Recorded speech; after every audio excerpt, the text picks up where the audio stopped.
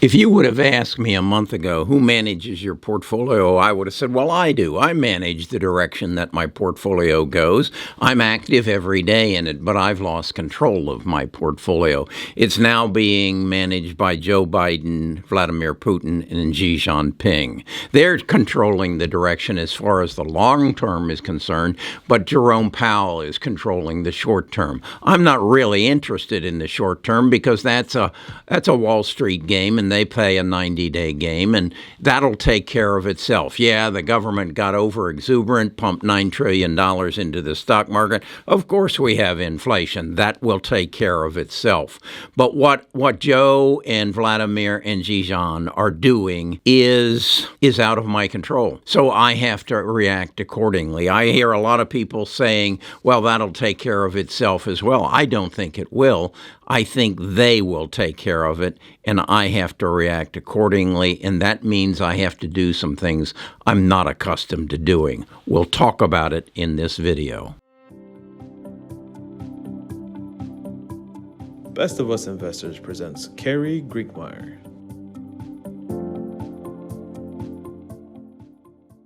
Let me start by saying that I went to 65% cash about 2 weeks ago, and that's when I basically bailed on all my tech stocks. Amazon, Google, Microsoft, Facebook was a bit earlier, and NVIDIA and Advanced Micro Devices. I just basically said that what's happening with interest rates here in the United States was hurting tech. Tech wasn't going to do anything until that got put aside. So I went to cash. And as it turned out, I'm glad I did.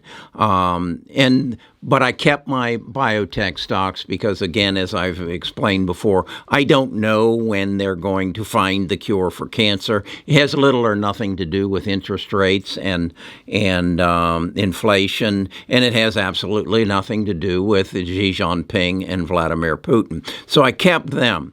My issue then became just like last night. Last night I watched 60 Minutes and I heard Joe Biden say that if Xi Jinping attacks Taiwan, we're sending troops. Wow, that's going to make a big difference in my life and your life, and particularly in my portfolio. So I said, wow, I'm glad I'm in cash. Then last week I heard of the meeting between Xi Jinping and Vladimir. I wasn't invited, so I don't know what was said, but I've read and I studied, and I think I understand what was said. I believe Vladimir, from what I read, actually asked Xi Jinping for troops to support him in his quest to take over his segment of the world. And I did. I pulled up this map to kind of get my picture of where he's going and where he wants to go. And it was, again, his belief that he would march into Ukraine and then extend that into Poland and then go into Romania. And here you can see how that would put him in contact with two other sea bodies of water that would help him in shipping. And more importantly, it would put him in contact with productive land, farmland, and industry, and make him a bigger player in the European scene. He also would have gotten the largest nuclear plant. He already controls the largest supply of gas and oil. So I understand where he's going, and because of my readings, I also understand that once you get out of St. Petersburg and Moscow, he's basically got a dying civilization. The average life expectancy of a man is 56 years old, a woman 58. They have a huge problem with drug addiction and alcoholism. It's an economy that is decaying. The only thing that I can find in the United States and that comes out of Russia is vodka, caviar, and we used to buy some oil from them, but we don't anymore.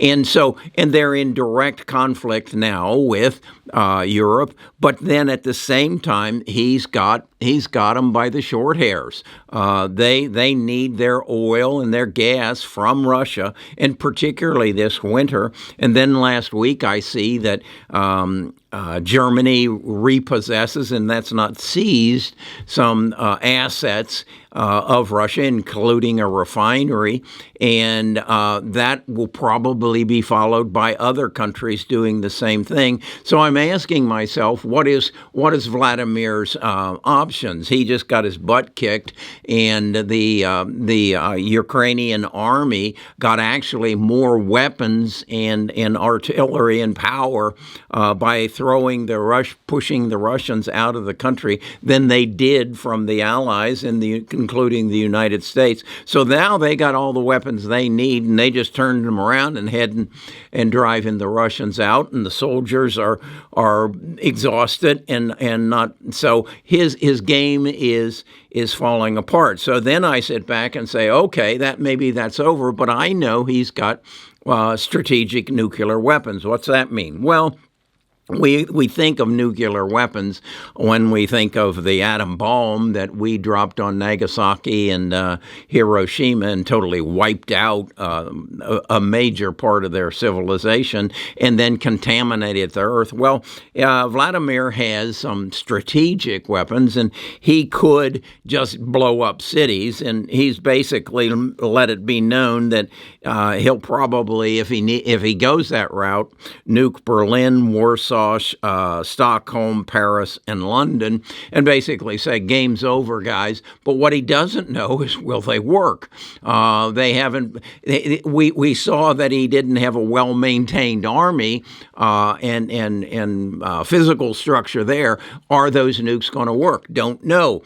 Would it be a last-ditch effort? Don't know. But I have to put that in, that he's managing that part of my portfolio. So I have to make investment decisions. So I went to Seeking Alpha, and I'm doing some research right now on how do I short the European economy, because as we go into winter, and they don't have electricity through the use of natural gas or power, they've got to shut down all their facilities, all their manufacturing. I mean, if Germany, in fact, cannot make power, they can't make Mercedes, they can't make Porsches, they can't make Volkswagens. They have to lay people off. It's that old ping pong thing that, where you take the iron ball and it hits the other iron balls and it reacts the other way. So that will shut down the European economy. As that happens, what happens to the U.S. economy?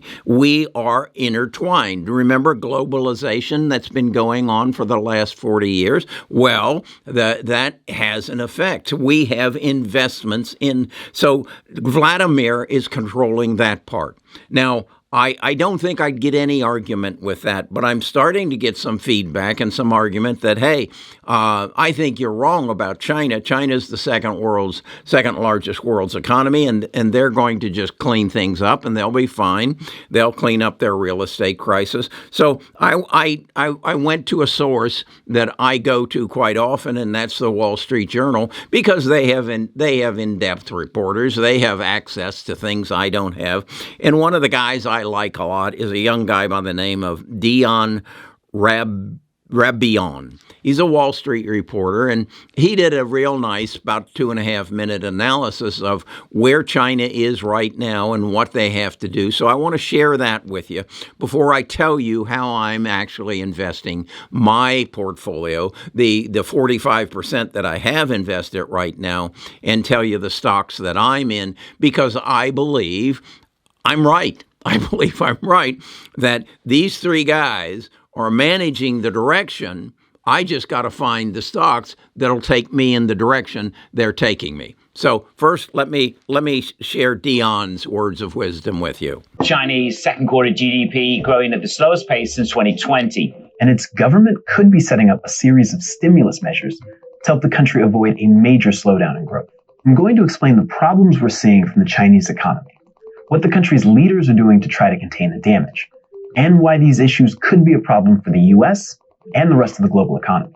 Second quarter GDP growth 0.4%, much worse than expected, and that now cements the idea that the government has no chance of meeting its 5.5% growth target this year. The biggest issues facing China right now are largely the result of government crackdowns. In an effort to slow speculation and debt accumulation, China instituted new rules on the housing market, limiting lending and land sales under the government mantra, housing is for living, not for speculation.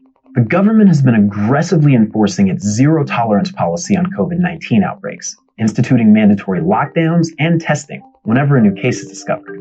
Chinese Communist Party officials have also taken aim at the country's tech sector, cracking down on planned expansions and breaking up companies deemed too large or powerful.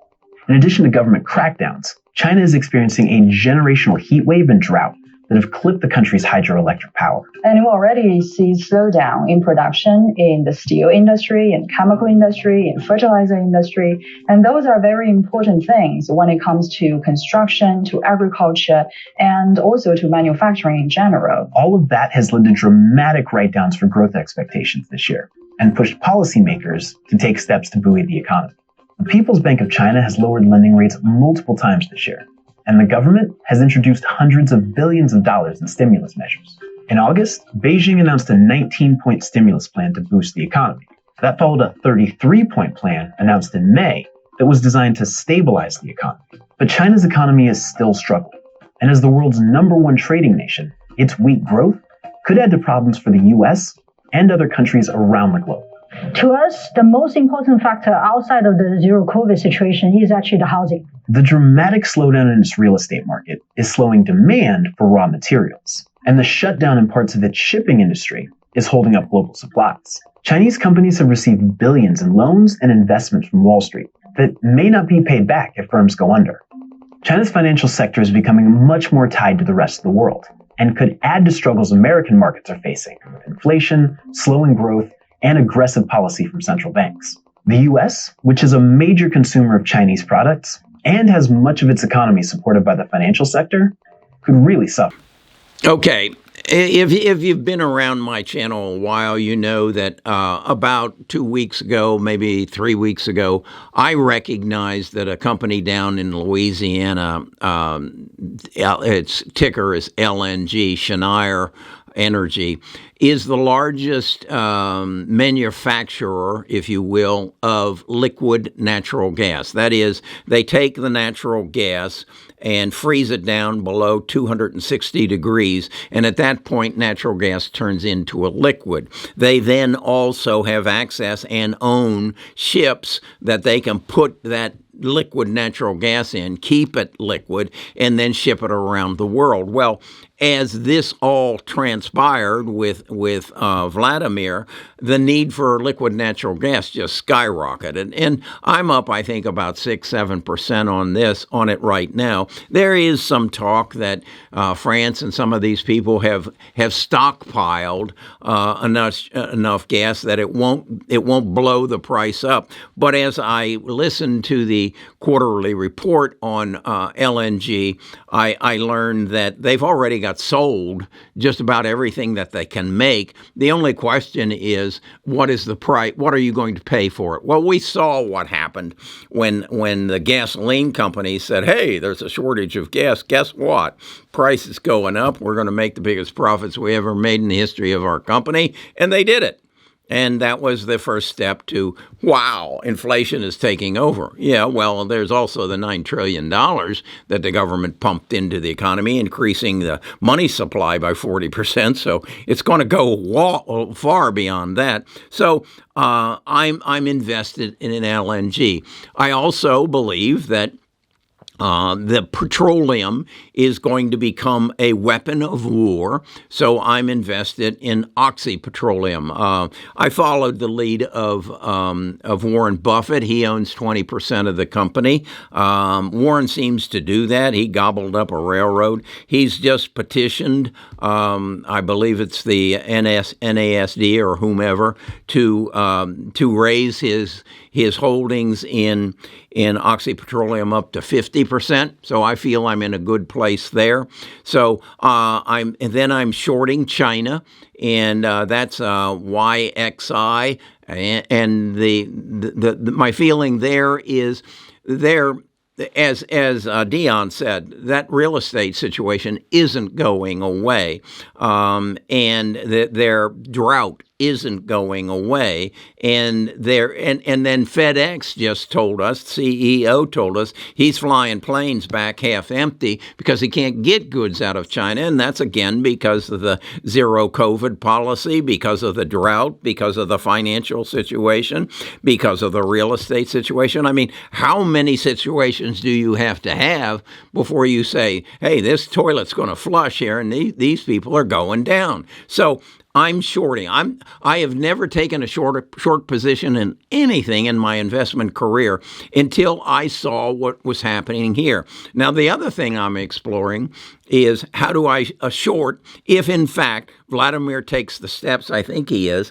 How do I short the European stock market? And I found some, and there are some of these crazy 3X games that are basically built around futures, and I don't want to get into that game. I almost fell into that trap in trying to short China, but I don't want to play it. I'm not that big of a gambler. I am a strategic investor, so that's where I'm at. The other thing that Peter Zion, if you haven't found Peter Zion's YouTube channel, get to that after you read his books. You'll find links to them in the description. And he was talking specifically about these strategic nuclear weapons. That scares the living bejesus out of me. And if Vladimir does that, he's basically saying, I give up. I'm just going to go out with a bang. I'm going to go down in history as the world's largest asshole and self-destructive individual in the world. But I don't know. We don't know what he's capable of. We don't know what he might do. I guess we're all waiting for a coup. And I've talked to some Russian people, and they've never said anything about a coup, but that's what has to happen. Either that or our CIA have to come in and fly a drone over and take him out. That's a bit scary too. Okay, that's my take on it. That's where I'm investing. We're at a pivot point. We're at a point I guess the closest we've ever been to this was when Hitler was doing his dance in Germany. And what you got to realize is we push these people to this. And I'll say it. It's the United States. I mean, you don't find a Russian car, a Russian TV. You don't find a Russian microphone anywhere we push these people to this, and then we're surprised the way they react. We created the problem in China by our overexuberance to buy anything and everything that they make, just to keep the prices down, so I don't have to pay so much for my tennis shoes, my TVs, and my socks. We create these situations. We created this inflation we have. It's just, I don't know. They're a bunch of idiots, and they just keep playing out their idiocy. Okay, that's my political take, but I'm not on either party. We raise idiots in both red and blue states, and Russian countries and Chinese countries in everywhere else. But as I said in my video yesterday, let's make this a team sport and let's work together as opposed to against each other. Can't we sit down with Vladimir and say, Vladimir, how can we help you get past this? Talk to you again tomorrow.